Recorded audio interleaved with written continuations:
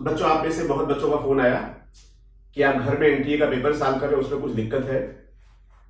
तो मैंने हर अभ्यास पेपर से कुछ क्वेश्चन निकाले जिसमें आपको दिक्कत हो सकती है और उन्हीं को हम एक्सप्लेन करने जा रहे हैं। लेकिन एक बात इसके पहले बताना चाहेंगे कि आपका काम एनसीईआरटी से बहुत अच्छे से चलेगा, लेकिन फिर भी जब हम पेपर देने जाए तो मुझे किसी क्वेश्चन में कोई भी चीज मेरे दिमाग में नहीं होनी चाहिए कि अगर ये आया तब कैसे करेंगे। तो इसलिए बेटा, एनडीए के सारे पेपर के जो क्वेश्चन हमें लगेंगे बहुत टफ है, उनको हम एक्सप्लेन करने की कोशिश करेंगे। तो वीडियो देखते रहिएगा और बताइएगा भी कैसा लगा एक्सप्लेनेशन, और कमेंट भी करिएगा अगर ठीक लगे। पहला सवाल था, most diverse macromolecule found in the cell both physically and chemically are. तो बायोमॉलिक्यूल में मैक्रो और माइक्रो मॉलिक्यूल के बारे में दिया है और ये लिखा है कि ट्राइक्लोरोएस्टिक एसिड में जब हम लोग टिश्यू को ग्राइंड करेंगे और उसके बाद जब उसको फिल्टर करेंगे तो कुछ पार्ट ऊपर रहता है, कुछ पार्ट नीचे आ जाता है। जो पार्ट ऊपर रहता है उसको हम लोग बोलते हैं मैक्रोमॉलिक्यूल, जो नीचे आता है उसको बोलते हैं माइक्रोमॉलिक्यूल। और ये बताया गया है कि मैक्रोमॉलिक्यूल का वेट ज्यादा होता है, माइक्रोमॉलिक्यूल का वेट कम होता है। और एक लाइन और लिखी है कि लिपिड ऊपर रह जाता है, लेकिन बायो मैक्रोमॉलिक्यूलर का वेट जितना होना चाहिए उससे उसका वेट कम है, लेकिन वो फिल्टर होकर नीचे नहीं आता है। और इसीलिए एक लाइन और लिखी है, lipid is not strictly bio macromolecule. अब मैक्रोमॉलिक्यूल में आपकी बुक में प्रोटीन दिया है, कार्बोहाइड्रेट दिया है, न्यूक्लिक एसिड दिया है और लिपिड दिया है। आप जानते हैं लाइफ की ओरिजिन हुई थी इन द फार्मा प्रोटीन। तो जितना ज्यादा वेरिएशन प्रोटीन के स्ट्रक्चर में हुआ उतना किसी के स्ट्रक्चर में नहीं हुआ। ये प्रोटीन, इसीलिए प्रोटीन को बहुत डिफरेंट पार्ट में हम लोग डिवाइड भी करते हैं। Simple protein, conjugated protein, nucleo protein, fibrous protein, elastic protein, non elastic protein, and not only this, protein is going to form the cell membrane along with lipid. Protein is going to form it is the part of nucleic acid also. Protein form enzyme, protein form hormone, protein form antibody. और इतना important है कि पहले एक सवाल भी पूछा जाता था कि अगर किसी व्यक्ति को बहुत समय तक कार्बोहाइड्रेट फैट नहीं दिया जाए तो जिंदा रहेगा, लेकिन बिना प्रोटीन के जिंदा नहीं रहेगा।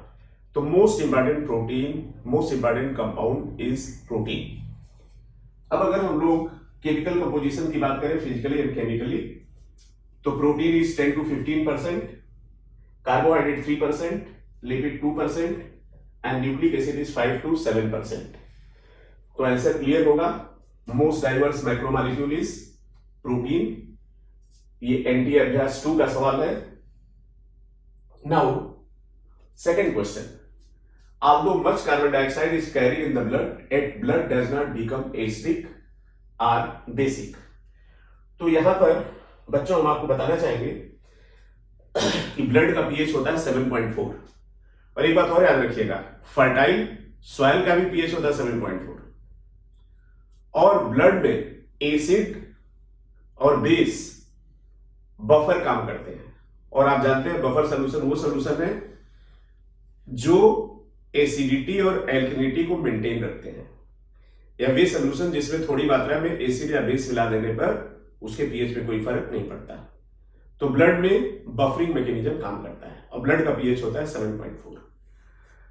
अगर ये पीएच किसी वजह से 6.8 या 7.8 की तरफ बढ़ेगा तो या तो बीमारी हो जाएगी, सिकनेस होगी, या डेथ हो सकती है। तो बच्चों, कौन सा बफर हम लोग की बॉडी में काम करता है?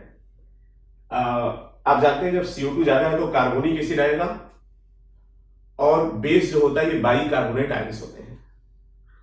तो एसिड को बैलेंस करेगा बाई कार्बोनेट आयन, और बाई कार्बोनेट आयन जब ज्यादा होगा तब उसको बफर करेगा कार्बोनिक एसिड। तो यहां पर दिया है CO2 is conversely diffuse through the tissue and is not allowed to accumulate. नहीं, CO2 एक्यूमुलेट होता तभी कार्बोनिक एसिड बनता है। CO2 combined with water form carbonic acid which neutralize the Na2CO3। नहीं, थर्ड ऑप्शन देखिए, CO2 transport blood buffer play an important role. तो buffering mechanism blood में है जिसकी वजह से पीएच मेंटेन रहता है। So question number 2 correct option will be 3। 130/90 is considered high and requires treatment। तो 120/80 आसपास है। 100/55 considered as ideal blood pressure, गलत हो गया। 105/50 मेक्स वन वेरी एक्टिव, बिल्कुल गलत है। 190/110 120/80 है और यहां पे 190/110 में harm vital organs like brain and kidney. Correct option is D. आप जानते हैं किडनी से ब्लड फिल्टर होता है, अगर ब्लड प्रेशर बहुत ज्यादा होगा तो नेफ्रॉन डैमेज होंगे और न्यूरॉन की ब्लड वेसल्स बहुत पतली होंगी। अगर बीपी ज्यादा होगा तो न्यूरॉन की ब्लड वेसल्स डैमेज हो जाएंगी।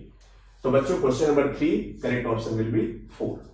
बच्चों हम लोग चलते हैं क्वेश्चन नंबर 4 की तरफ। A new crop that is source of high performance of lubricant, simmondsia, parthenium, psophocarpus and leucophylla. तो बच्चों ये जो फर्स्ट ऑप्शन दिया है साइमनडेसिया चाइनेंसिस, ये मेंबर है फैमिली साइमनडेसी का। और सबसे इंपॉर्टेंट बात है इससे जो केमिकल निकालते हैं उसको लुब्रिकेंट की तरह यूज करते हैं और कॉस्मेटिक की तरह भी यूज करते हैं। पार्थिनियम आपने पढ़ा है, कांग्रेस ग्रास आपके बुक में दिया है, पॉलन एलर्जी। फास्फोकार्पस टेट्रागोनोलोबस, इसको बेटा हम लोग विंड नट बोलते हैं।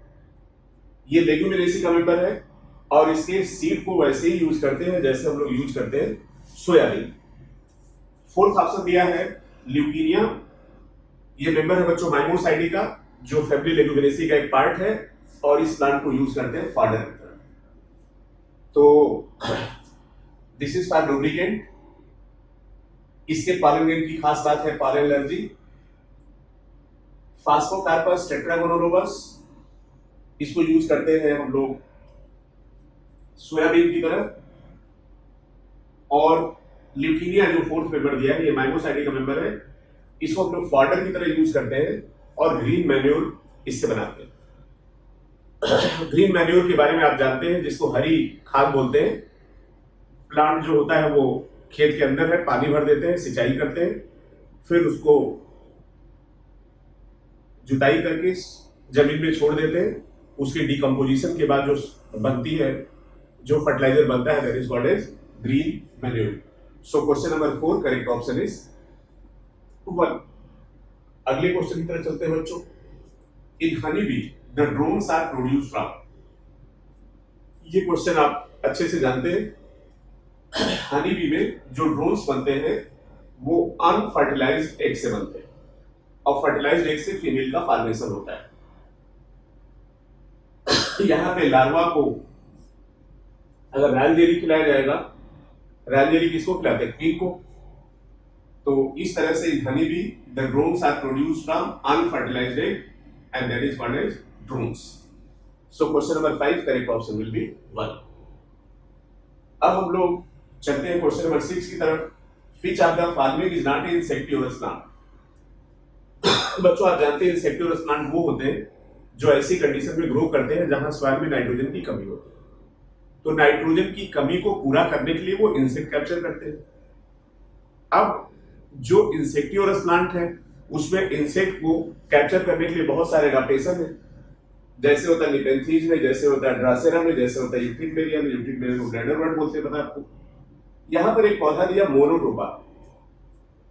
बेटा मोनोट्रोपा को हम लोग बोलते हैं इंडियन पाइप प्लांट और ये सैप्रोफिटिक एंजियोस्पर्म है।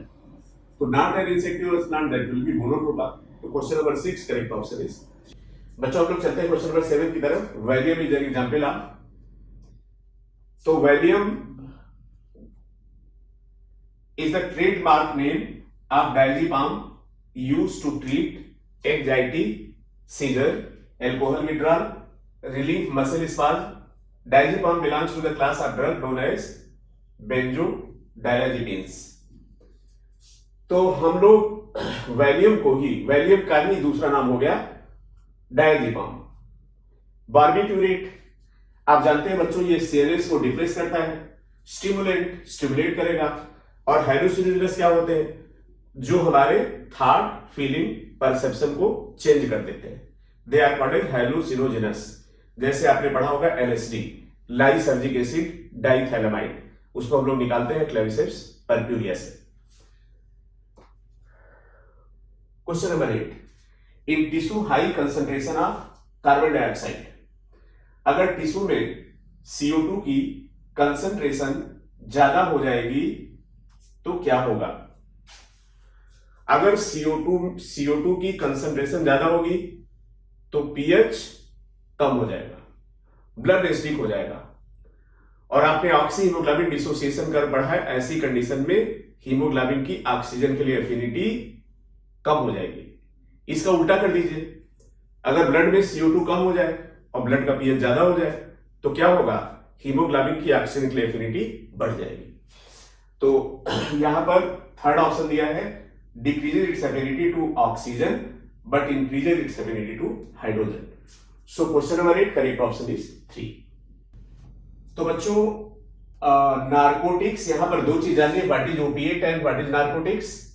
ओपिएट वो होते हैं जो हम ओपियम से निकालते हैं, और ओपियम निकालते हैं पैपेवर सोमनीफेरम, और आप जानते हैं ये मेंबर है फैमिली पैपेवेरेसी का, अनराइट कैप्सूल से निकालते हैं।